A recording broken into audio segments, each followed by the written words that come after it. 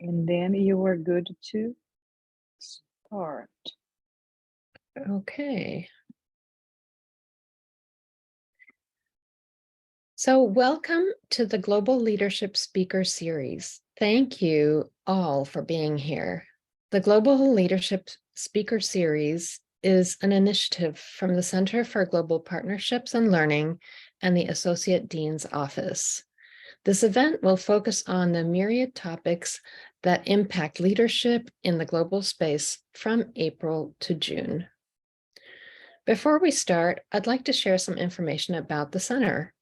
The Center for Global Partnerships and Learning provides GSEP students with various services ranging from publication support, certificate programs, access to GSEP's academic journal, the Scholarship Without Borders Journal, and a few other services such as cultural celebrations, information sessions, and workshops.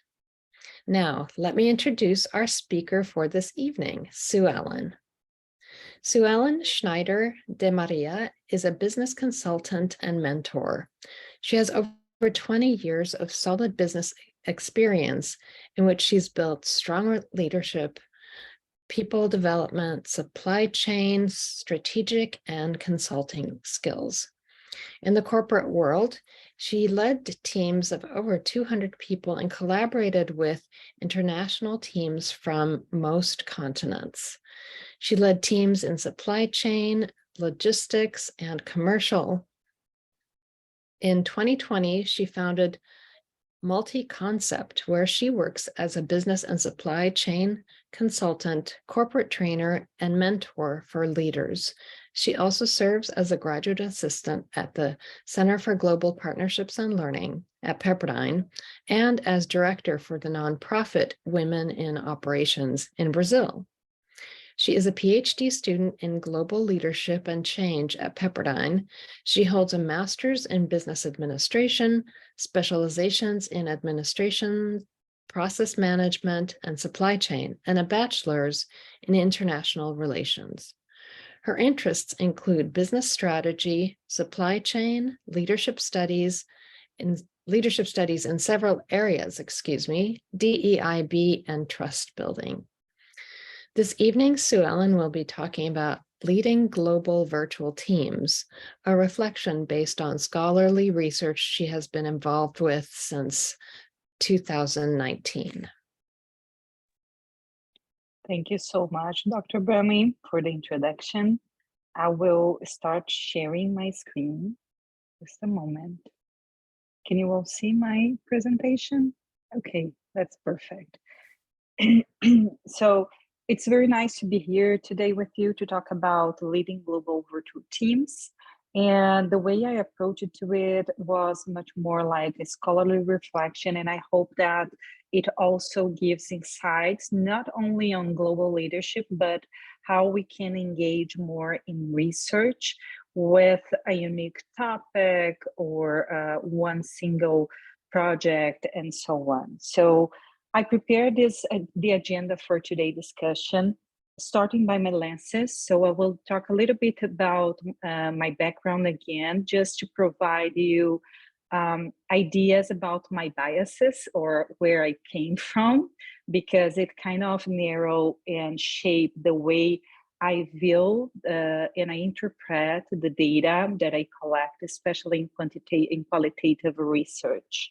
I will then move to some of the concepts and contexts of global virtual teams, also known as GVTs, because it will kind of underpin our understanding of the research I've conducted with some of my colleagues. I will talk about my publication journey on the global virtual teams, the published articles and takeaways, and I will finish before we go into reflection and discussion with tips for global virtual leaders. I prepare 5 building blocks that summarize some of the actions and tips that I find important for leaders working with teams or even working with other companies that are located in other countries. So let's start with what are the lenses that I bring to this discussion with me. So I am a woman, I am Brazilian Latina. I also consider myself as a global citizen because I like to think myself as someone not only Brazilian, but also visiting other countries, knowing other culture. I kind of assume part of those lenses to myself in order to become more, to bring my a bigger global mindset. I'm also a spouse and a mother to be. So all these labels, I like to think about Ya's presentation in our Women History Month. We bring to the table all the labels, all the identifiers we have with us. So consider that when I'm talking about the virtual leadership, global virtual leadership, I bring also all these labels and my experience as this human being. Another thing that influences a lot how I interpreted the data is my academic background and my professional background. So I have an international relationship bachelor. I hold this degree. So I was trained in the beginning of my career to think about business and relationships in a global perspective. I also hold an MBA and specializations in business strategy, business process, and supply chain. So every time I am conducting a study, I can get rid of my business background and my, especially in private sector. So my lenses are always influenced by how things work in corporations. I also hold a master's degree in administration. I'm taking my PhD in global leadership. And I have also studied in different countries, which also helps me to broaden my perspective. So I have studied in Brazil, in the United States, India, and Turkey. I hold other certificates, professional certificates that help me to also shape how I approach and how I understand data when I am conducting an interview, such as my coaching certificate or positive psychology. Those are things that influence how I receive and I interpret the data when I am conducting a research. I also have publications on virtual leadership, leadership characteristics. I wrote a book chapter back in 2017 about entrepreneurship. I have published in a column from MIT's Long Review in Brazil about inclusive leadership, women in leadership, and supply chain in food industry. And I'm currently working more on trust building and the practices that leaders take to do that. About my professional background, as Dr. Bremer said, I'm a consultant, a mentor, and I also currently work with people in different countries. So I am in the United States. Most of my clients are from Brazil. I have clients from the United States. Now I have another client for Colombia. This morning I was with one client from UAE. And I have from time to time some clients from Europe as well. I work as a graduate assistant here in the center, which allows me to organize cultural events such as the ones that we have here, know more people, get to know different perspectives, and do some training. And international experience working with Latin America, Europe, Middle East, Africa, and Asia. Besides that, my voluntary work show my lenses of always looking for something that is connected to inclusivity and collaboration and contribution that we make to society. So those are things that shape my lenses when I interpret the data and when I conduct any kind of research. So let's talk about global virtual teams. I'd like to introduce some of the concepts so we have this very well defined before we jump into some of the findings and research. When we talk about telework, telecommuting, or virtual work, we're talking about the work that is done partially or completely outside the main company workplace with the support of telecommunication services. That includes the internet or apps or platforms or the cloud, everything that started to come up for us after the third and especially after the fourth industrial revolution. Another concept that is important to understand is the virtual groups and virtual teams. So virtual groups refers to when we have a situation where we have several teleworkers combined and each member reports to the same manager. That doesn't mean they are part of the same team. When we talk about a virtual team, we have a part, this group that work together towards the same goals.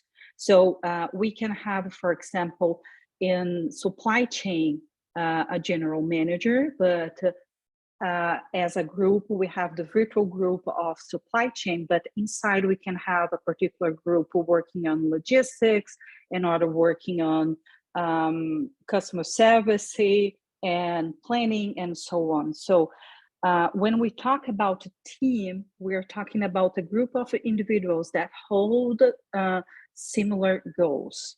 And this is the group of people that we analyze when we were talking about the leadership practices.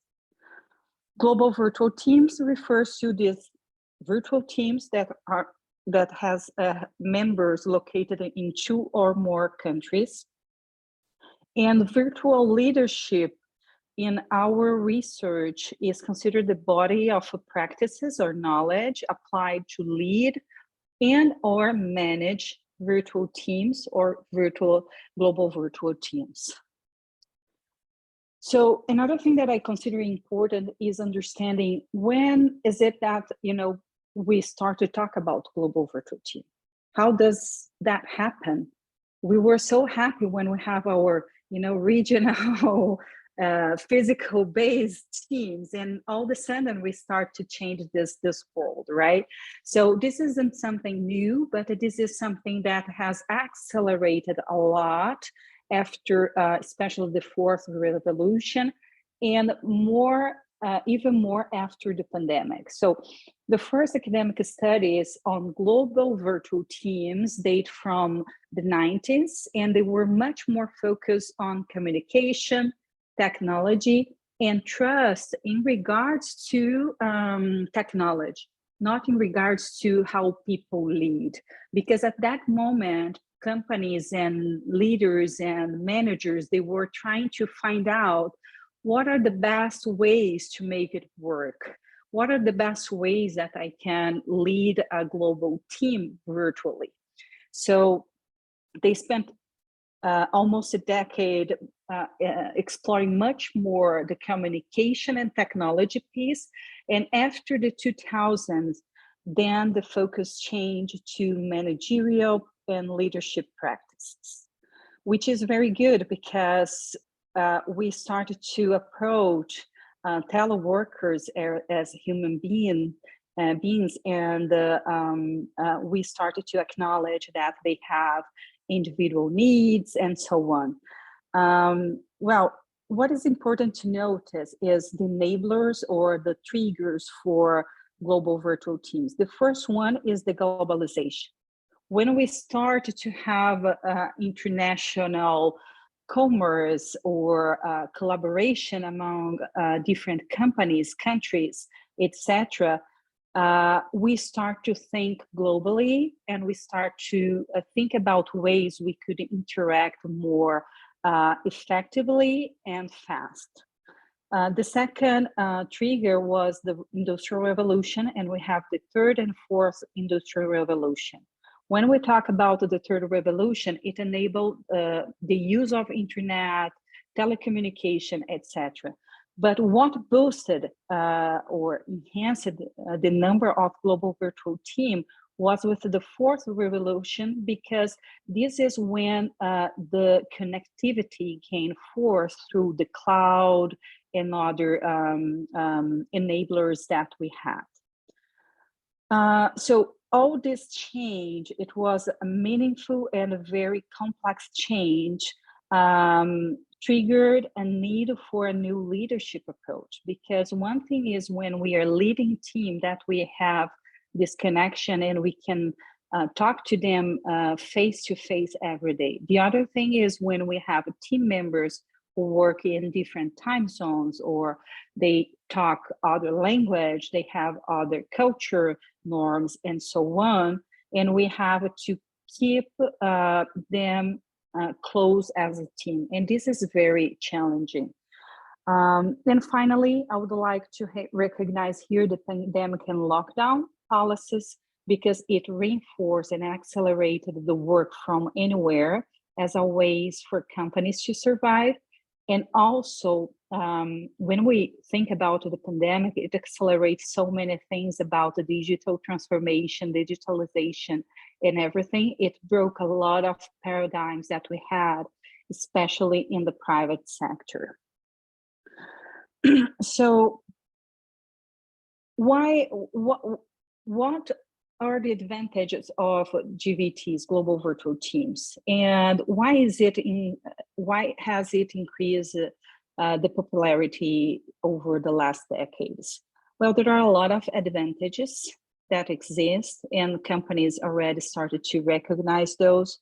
So, for example, one of the main advantages is reduce the cost and time, because you don't need to commute. You reduce costs for example, rental space that you need, cost of energy, and so on. You reduce a lot of costs when you go to virtual. It is also a means to survive and acquire stability against regional and global uncertainty. And it is also an approach to fight against sanitary restriction.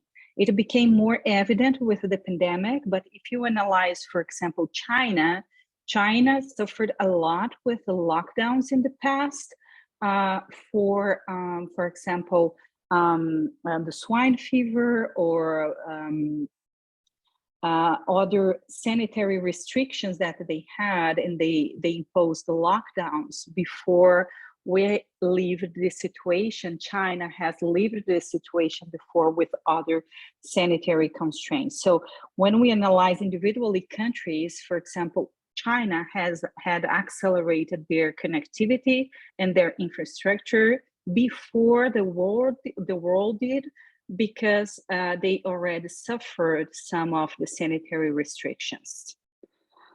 Another advantage is talent acquisition and flexible hiring process.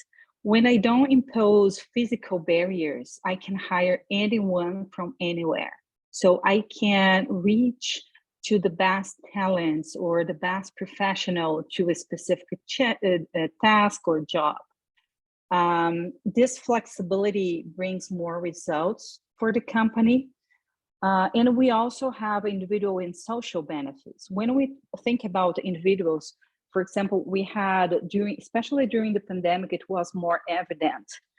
When you allow someone to work remotely, they can choose where to live. They have the mobility to live in another state, city, etc. And it also increase their motivation, because you are kind of giving them autonomy to choose where to live, and they can reduce their individual cost of living as well. And social benefits, because when you reduce the movement of people, you reduce, for example, environmental impacts, reduction of transportation, materials that are used, because when you do more virtual work, you tend to digitalize more than, for example, use printed material and such. You reduce the need of infrastructure, and you can use those structure to other purposes and other benefits. And when you allow people to move for the large center to smaller areas or cities, you also boost economy in other cities, which is also good. Because, for example, we saw that a lot here in California, especially in the LA area. A lot of companies who moved to remote work, some of their employees didn't want to go back to face-to-face to the physical work because they have moved to another city. What happens is when you move to another city, you start to, do shopping and spend your money in those communities as well. And you started to increase the development of other areas. So when we think about virtual work, this brings benefits to smaller communities as well. And that happens with, for example, developing country. Instead of hiring professionals in only developed country, we start to hire professionals, for example, in India to do some services such as customer service or other type of services they can provide from there. This is actually something that happens a lot with companies in Europe hiring outsourcing companies in India, such as rural shores, and they use those remote work to attend some types of services as well. Well, all this doesn't come without barriers and challenges. So the literature also shows us that we have a lot of challenges. And in my opinion, and as we are going to discuss, most of them are connected to how we approach a leadership or the practices that we have as leaders or organizations towards the global virtual teams. So one of them is communication, and it's mostly related to poor feedback, absence of a response from leaders, misinterpretation in the process. For example, leaders try to convey or do not convey thoroughly some message or objectives, ambiguity, irregular contact as well. Other main barrier or challenges is related to cultural differences. Languages, cultural norms that are different from one country to the other, time zone differences, especially in locations with 4+ hour difference. It started to, when we have this difference, it's very hard to keep a window of time during the days to keep the communication going on. Lack of motivation, mainly due to poor leadership practices, and other issues such as lack of agility because of the communication, flatter organization, when we have this organization that is too flat, so you don't have the connection among areas or teams so that they can work together to solve some of the problems, or insufficient technology or collaboration tools that does not suit the needs of the team. Those are only the main challenges I select to share with you here today from the literature. So all these contexts, advantage and challenges triggered this idea and this willingness to learn more about that, because our future of leadership will have to deal with that. We'll have to deal with the distance, right? We'll have to deal with the teams in different regions. So I always wanted to understand, okay, what is it that our managers, our leaders must do in order to overcome those barriers? The literature shows some of them, but I wanted to explore and understand more. So that's why I started my journey on research on virtual teams. So I started that in 2019, a little bit before the PhD. And I have this journey that include a research, conference, and publications. And I have a special moment because our first study was pre-pandemic, and then we have during post-pandemic also data collected. And it is very nice because we can see some of the changes that is happening. And it helps also to shape best practices as well. And before I move on, I would like to make an important recognition of collaboration and teamwork. I never worked well on virtual team by myself only. I also collaborate with other amazing colleagues and contributors. So I started doing that at FGV Brazil. So I worked with Vanessa Santos, who is also my partner in business, Guilherme Saraiva, and Bia Braga. Guilherme, he holds an education institution in Brazil, and Bia Braga is one of the faculty members at FGV. And at Pepperdine, my work on virtual leadership was always with my colleagues Kayla Axtel and Mitch Gurick. And we three kind of combine our experience, my with Brazilians and theirs with Americans, because we, in our study, tried to have population from Brazil and the United States, so we could kind of compare different countries, different cultures, and so on. So a little bit about my journey. So so far we have wrote 4 articles, 3 of them published. One of them is still a working in progress. So as in 2019, I started with my first project, a case study of 2 multinationals in technology. Multinational companies is very good to start because they have practicing global leadership, virtual leadership for a long time because they hold the technology. So it's something that is easier when you start to look for this specific issue. So in 2020, we had our first article presented at SEMEAD. SEMEAD is the largest Latin America conference. And we were selected and we won an award of the Fast Tracker. I will talk more about that later. Our second research project started at the end December of 2020. We joined together and we started to shape all the project.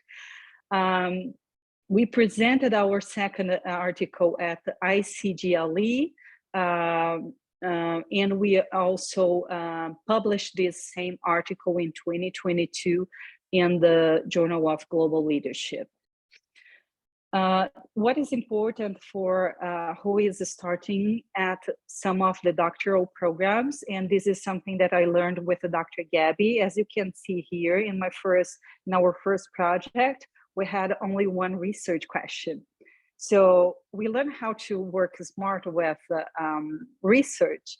And in our second project, we incorporated 4 research questions, so we could publish more and we could do more with the same data set. Well, our article that was presented at SEMEAD and won the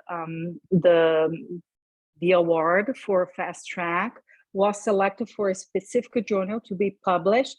But due to the pandemic, they had like almost 2 years without the publication, and our article was finally published on 2022. So in 2022 here, and our third article was done and published at the Scholarship Without Border, also in 2022. And we started to work on the 4th article and submitted to SEMEAD on 2022 as well. At this time, our 4th article wasn't accepted, so we decided to have all the feedback they had. We improved our research and we submitted it again to ILA. And our goal is to publish the 4th article between this year and the next year. So let me show you, I will talk about the first 3 articles that are published. I'm not talking about the 4th because the 4th is still a work in progress and we needed to publish them in order to be able to convey some of the results. But our first article was this is a kind of a free translation of the title. It was published in Portuguese, but it is The Challenges of Global Virtual Teams Management, a case study of two IT multinational companies. So it was presented at SEMEAD. It won the fast track. What does that mean? Is when you have this conference, this large conference, they have a lot of journals that show interest for some types of research, and they pre-approve your article to be published. The only thing that you do after that is to kind of shape the article to fit their formatting or some of their requirements and so on. So our article was one of the few selected articles. Just to give you an idea, on average, 10 to 15% of the articles are selected to be presented at SEMEAD. Only a few of them, or let's say about 10% of the selected article, will win the fast track. So for us, it was a very important thing, and it showed that our work at that time was really relevant and shows some building on the current literature. So, and then we publish at this journal that you see here, Gestão e Planejamento, which is management and planning, if we translate to English. What I wanted to tell you, to share with you, is the takeaways for global leaders that we bring from this article. So we assessed again the main barriers to global virtual team management, which are communication, including mainly the frequency of communication, the feedback and clarity of the communication. Another barrier was about culture, including habits, language, relationship style, and a national regulation. When you were from Brazil and you have team members from Mexico or from Colombia or from any other Latin America country, they work under different national regulations. So you needed to understand those as well. This is something that was quite new. It's very, it's not much explored. Time zone coordination, which is an issue very explored by the literature. Ability to motivate and engage employees. More and more, motivation in a sense of individual motivation, purpose, etc., is something that leaders must consider, and they must make time to talk to employees to understand their what is it that motivated those employees. Then we also assess some of the best practices those leaders from those two multinational companies were applying. So what they said to us is that they were working hard on building strong relationship practices, one-on-one relationship practices, group relationship practices, and so on. They implemented regular communication with active listening and the use of a video conference. One of the biggest complaints, even before the pandemic, is the lack of use of camera, because it's different when you can see the face, when you can show your face. It's much more personal when you are talking and seeing someone else. They also highlighted the importance of clear objectives with a consistent follow-up and feedback. It's not something that you just say, okay, this year your goals are these, and at the end of the year, of the calendar year, you will say, you see some, check and see, oh, you got it or you didn't get it. It's not how it should work. So they needed to have those goals, provide clarity, and provide consistent follow-up and feedback. They also had a structured discussion about companies and teams' purposes. Purpose is something that we have seen appearing more in the literature and in research in the, I would say, last decade or so. and individual appreciation and opportunities to grow. This is something that should have more research, but this is something that appeared a lot among Brazilian leaders. So it might be, this is just an assumption because we didn't investigate, but when we try to look, to seek for some explanation in the literature, it can be connected to the type and style of relationship that we have in more relational countries versus more individual countries.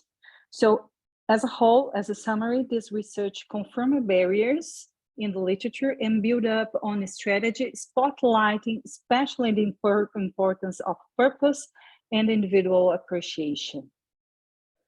The second and third articles were on challenges and strategies of global virtual leaders.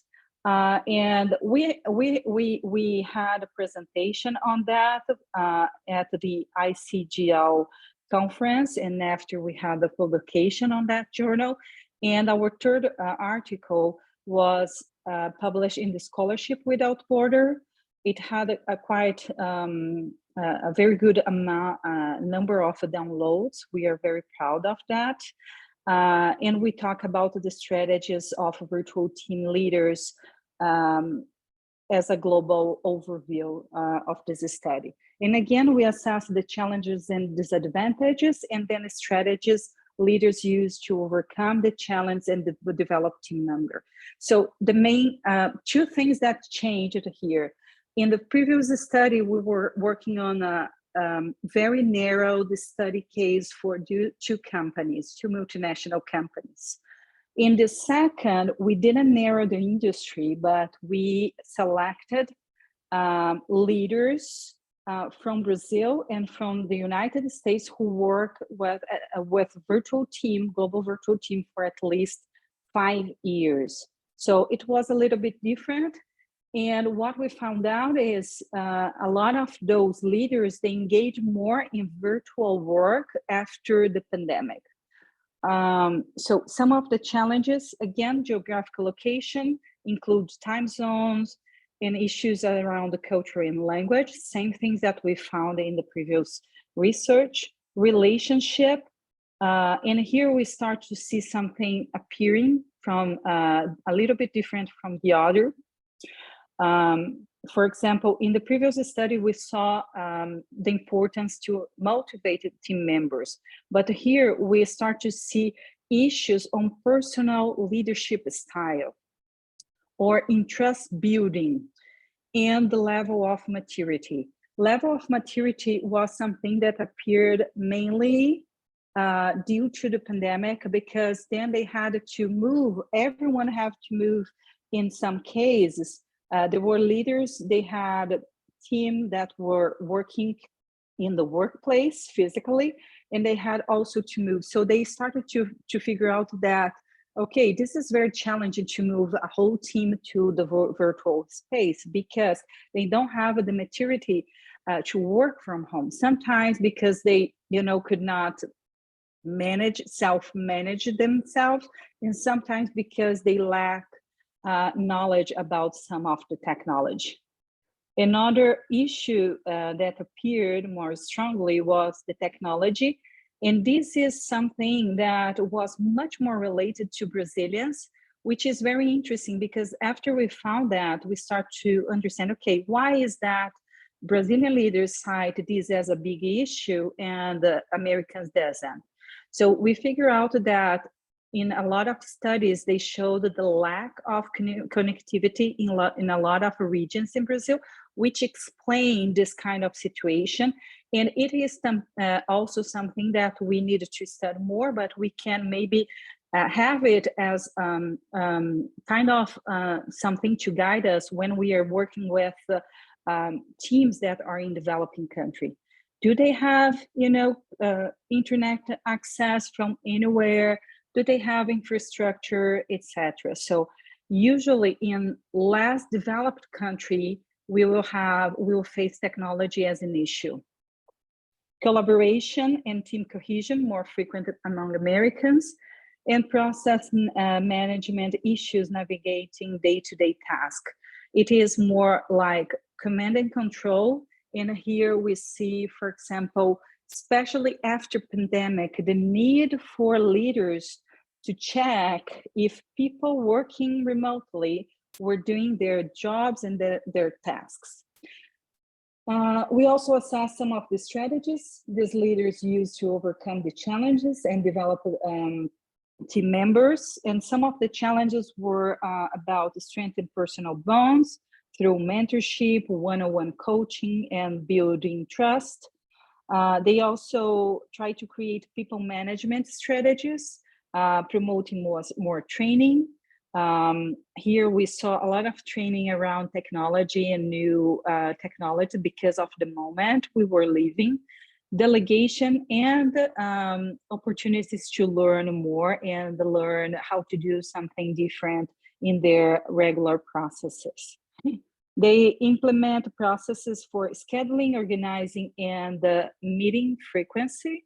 There was kind of a syndrome of Zoom meeting. Everyone was doing a lot of Zoom meetings, and at the end, you didn't know, okay, we are going to join this meeting. We don't know the purpose. We don't know the agenda. We have a lot of meetings and we can't work. So they had to implement processes for better coordinating and scheduling and organizing those meetings. They also implemented, improved their communication by leveraging technology to improve and streamline internal communication.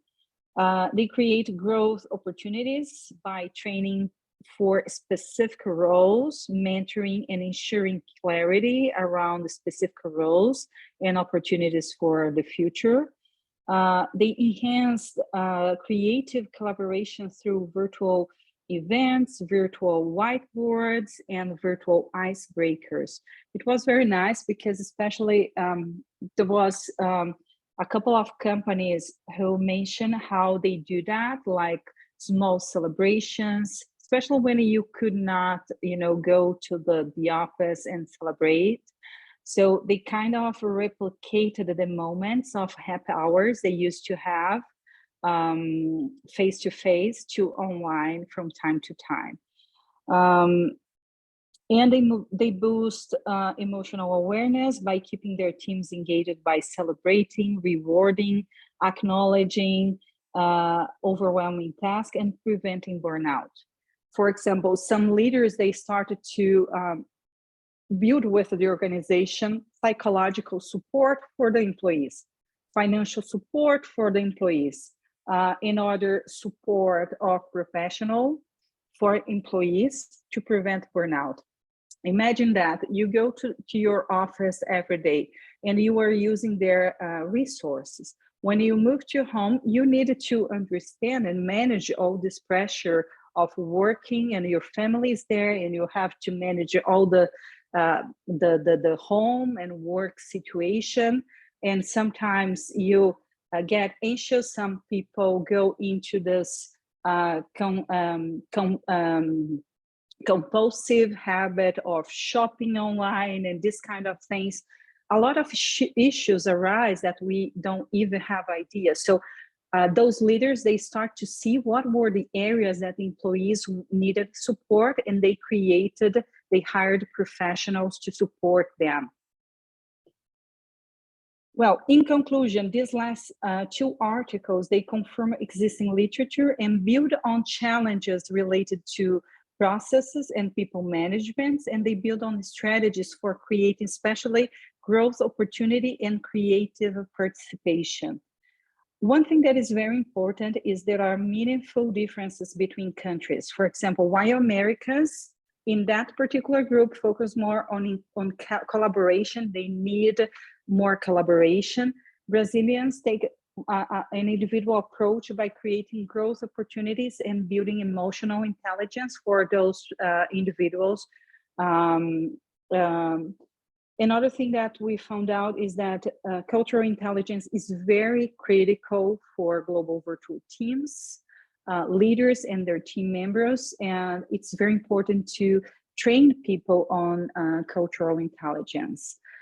Leaders of global virtual teams needed to be able to navigate both individual and team approach to engage, especially with the new scenario of post-pandemic, in which there is an increasing preference for remote and or hybrid work settings. So we see like before we have a colleague, Portia, who mentioned us that they decided now to go to work from home 100%. So it wasn't during the pandemic only. They decided now that they would move 100% virtually, and that has other intentions behind this move, but it shows the preference of some individuals and also companies to move to this new work settings, and it requires leaders to be able to navigate and to build teams and to engage those team members to have the best performance. Well, before we go into the discussion, I would like to share with you, this is a 5 building blocks that I created based on these findings. And those are tips, personal tips I give to leaders working with global teams, and especially global virtual teams. When we are working with a global team, the first building block here is global work setting. So leaders must learn at least one more language. Don't rely that, oh, I speak English and that's enough. If you are working with Latin America, a lot of them won't understand exactly what you were saying, or they are working with other people in their country who only speaks Spanish. What if you have to engage with one of those clients and they don't speak English at all? There are a lot of situations that we need to understand when we are talking about a global team. And it also allows you to go more in deep in their culture. When you learn another language, you also learn some of their cultural norm, etc. The second tip in this building block is learn work norms in the countries where your team is located, both laws and non-laws. Because, for example, here there in Brazil, we have labor laws that are very strict about the number of hours that each individual will work, etc. But there are non-laws or non-regulatory norms that exist. For example, depending on the region you are working with, there are some celebrations that are very critical. If you make someone working on those celebrations, they will be completely mad at you as a leader, because those celebrations go back to the importance of a family, being with a family, and so on. So how can you understand those norms and work norms, and be prepared to navigate those norms as well? The leader must work at flexible times and not the other way around. For example, we talked about it's very difficult when you have 4+ hours. So leaders must adjust their schedule so they will be able to talk to the employees and not require them to stay up like until 8 p.m. or something like that to talk to you just because you were a boss. This is very important. And we tend, especially when we have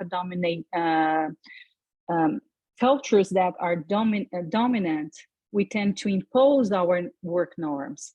And that is read as unfair for people living and working in other countries, especially in developing countries.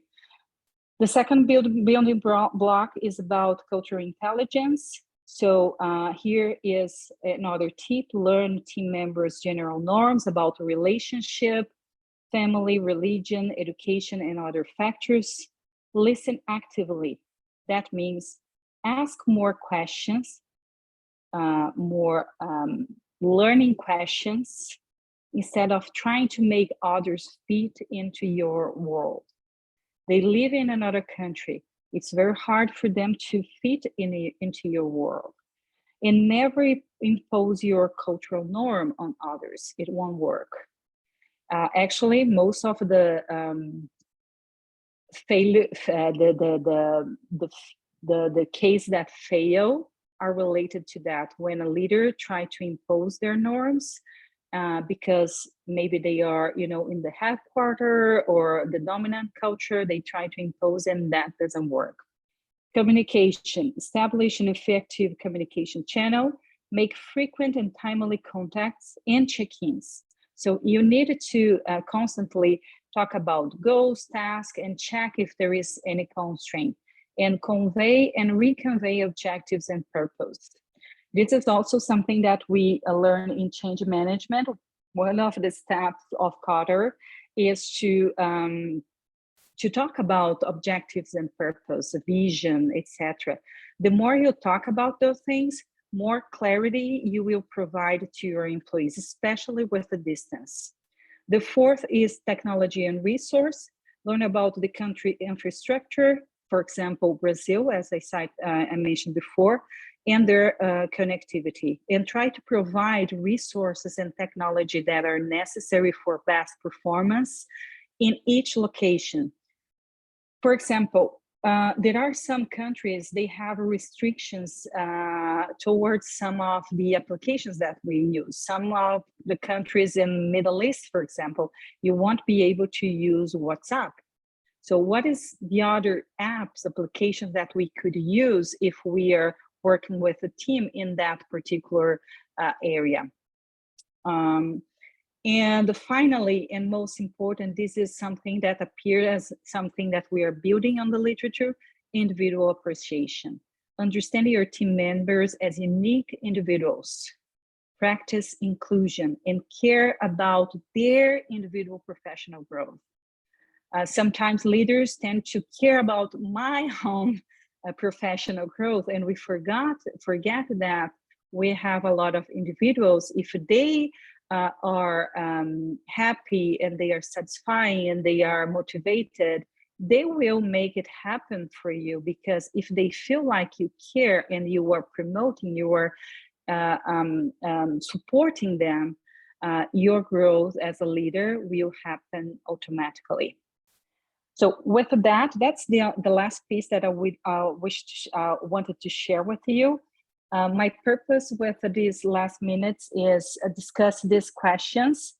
From this discussion here, what is one thing that stood out for you from the research presented today?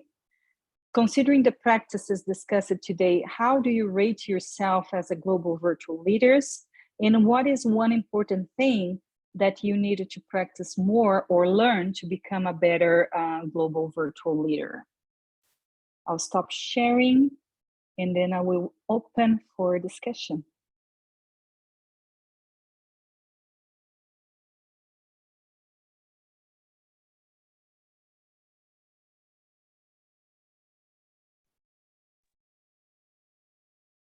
Suelen, thank you. I find your research really fascinating, especially when we think about just dispersed teams.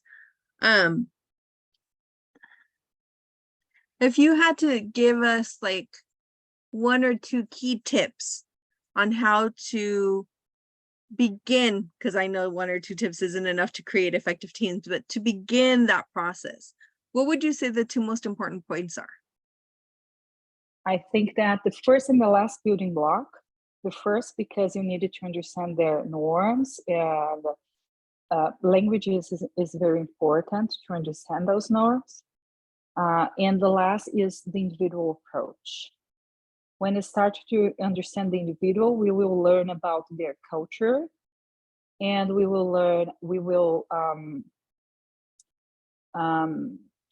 about their culture and also their individual purposes, needs, etc. And this is very essential. One of the complaints when we talk about virtual workers is, oh, my leader doesn't care, they don't get in touch with me, etc. So when you started to look at the individual, it helps a lot. Start by those it doesn't mean that the others are not necessary, but I would start, by those 2 blocks. It's interesting when you were working with the 2 individuals, Kaylee and Mitch. Did you find that there was any discussion around that, the whole concept between relational and individualistic? Yeah, we had those concepts, and we needed to go back to the literature like Meyer or Livermore. Kaylee was very familiar with that because her background is also in international relations. So you start to understand that we have different modus operandis in different cultures, right? But it's very interesting, and it starts to open up for them, for example, but it also opened my eyes to how things work in more individualistic countries, because my background is mostly on relational countries. So I also I also perceive benefits of sometimes you being more individual. So navigate from one side to the other is very important as well to accomplish, the objectives and such. Wonderful, thank you. I have a question about, thank you so much for this wonderful presentation, by the way. I am curious about, so one of your recommendations is about languages and learning languages. And I just wonder, so where is the most need from your investigations? Where is the most need for learning languages? Is that in the US, where folks tend to, I mean, So yeah, go ahead. yeah, no, let me tell you an example. I work with, for example, one of the leaders. I provide a training in Spanish, and this guy speaks English, but not Spanish. Mhm. And the communication between him and the team get very tricky sometimes, because as we both are speaking Latin language, we think that we understand everything that the other person says, but it's not true. Yeah. And we have a lot of interferences among those people, So Mhm. this is one of the case that I perceive when you have a team that are working in another country, and you have a massive amount of them. For example, his team was only in Latin American countries, so that means most of them were speaking Spanish. And Portuguese is not the predominant language at all, right? So, and Spanish is one of the most spoken language in the world. Yeah. So in this case, we needed to understand other language. For English speakers, I see if they are working with Latin America or this kind of countries, I also perceive the need for learning Spanish, sorry. And that's because of 2 reasons. One, to understand better the culture. It is a dominant language. And the other thing is, when you are not willing to learn the other language, the impression you pass is that you are more arrogant, you don't want to fit in. Why is that? That I needed to go, a lot of 10 people go into learning English, and you can learn Spanish. One single person can learn Spanish. Does that make sense? You make all your employees learn English, 10 people, but you can't speak Spanish. This is kind of, it's a little bit weird. And they are working in those countries. They speak Spanish all the day. This is another situation. And other situation that doesn't apply for virtual teams, but for global leaders. Yeah. I faced a situation back in 2007, 2008. There was this director. He moved to Brazil. He was living there, for almost 3 years. He was director, and I joined the company when he was in the third year. He never spoke one word in Portuguese. How can you fit into the culture?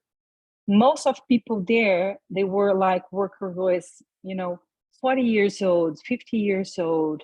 They never studied another language, and they were working locally. They didn't need to speak with other person, and all of a sudden they couldn't communicate with the director, so they had to use other key people to communicate with this director because he didn't speak one word in Portuguese. Mm-hmm. So those are some signals that leaders show, for example, arrogance or not needed to be flexible or willing to learn. If you don't provide the example that you are willing to learn something, how can you require your employees to learn? Only it's not, one way. It should be the two ways. Leaders and the followers should, get involved to learn each other culture and language.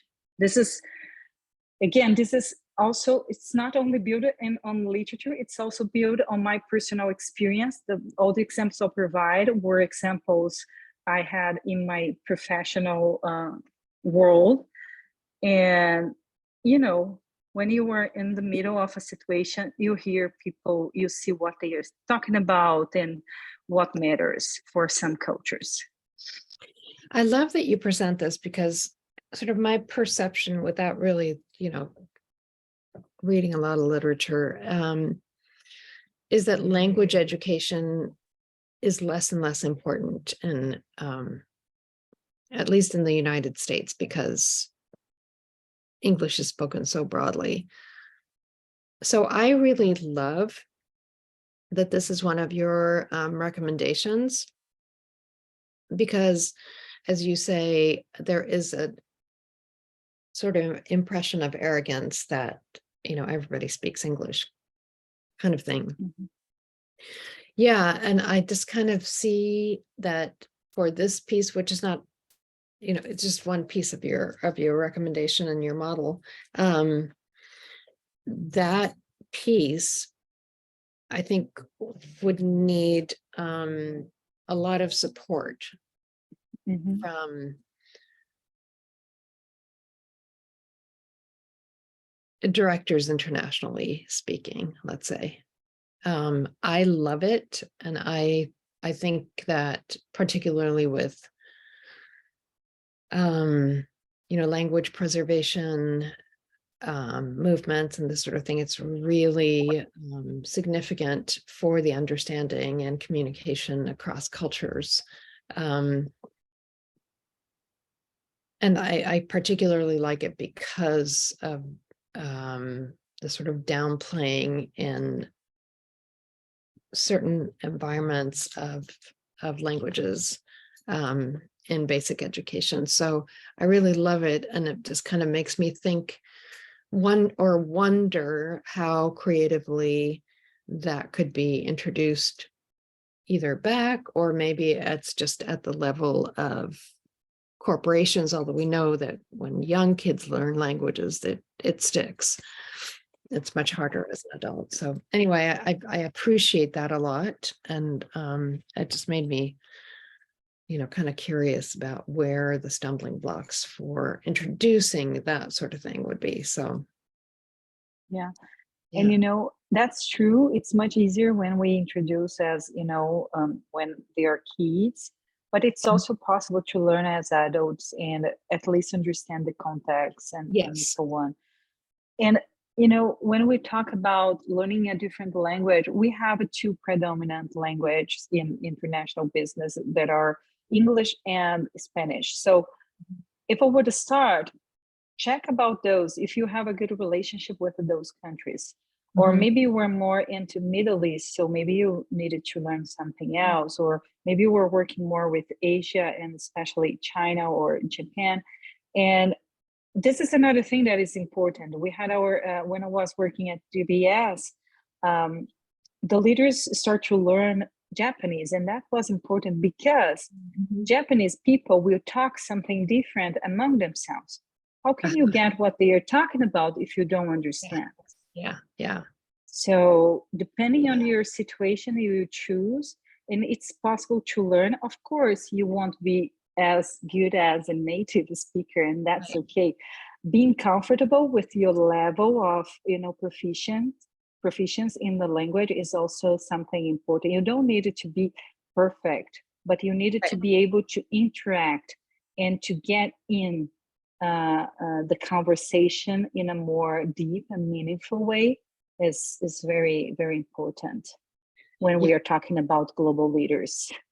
Yeah, and I don't want to hijack the conversation with this particular question, which is just one piece of your whole model, but it's interesting too, as someone who was born in a country where the language that's spoken nobody really cares about worldwide.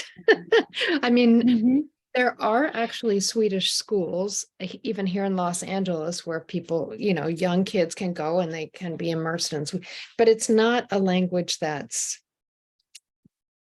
typically. But imagine if your whole team, for some reason, is remotely in Swedish. How can you get everything that they are? How can you get into the jokes or into the, all the situation that happens during the day? So if that is something that you were navigating to work in with that country more massively for, let's say, I'll be there for 2 years, 3 years. Yeah. You have time enough to get some of, the language and the nuances that they have.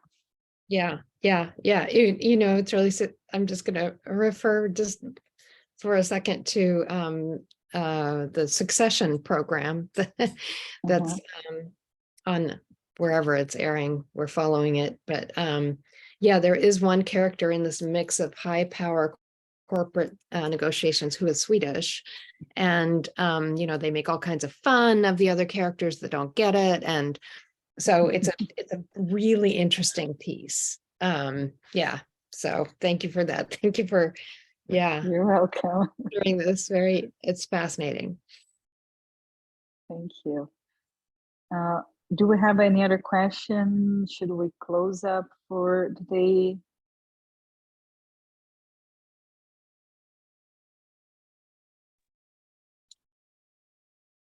Okay, so I also have my some of the references in the presentation. Let me show really quick.